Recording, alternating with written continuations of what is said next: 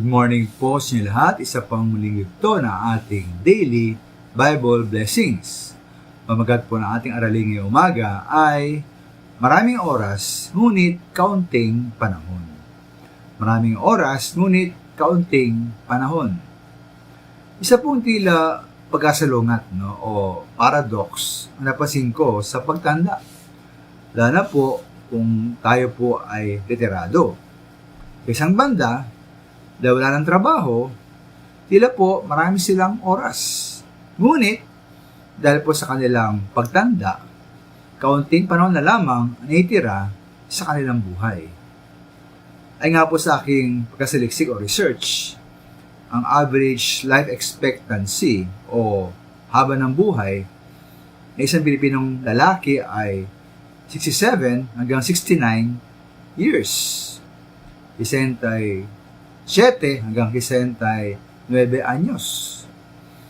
Kaya kung magretiro ka ng 60, 60 taong gulang, meron ka na lamang 7 hanggang 9 na taon na naitira.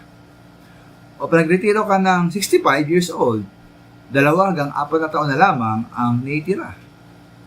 At dahil nga po, kakaunti na lamang ang mga taong naitira, dapat na maging matalino at mahusay ang paggamit ng oras ng mga taong may edad.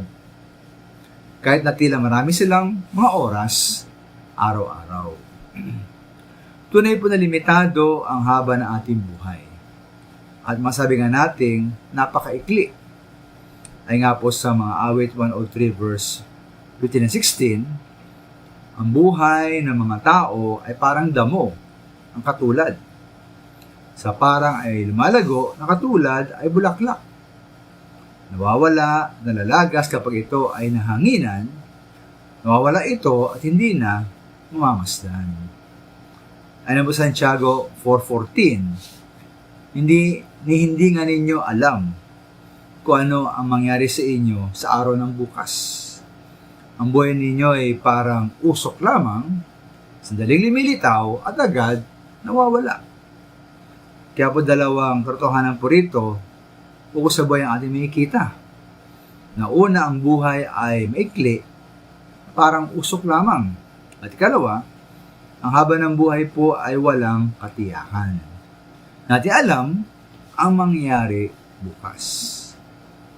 Kaya po nawa, huwag tayong kampante.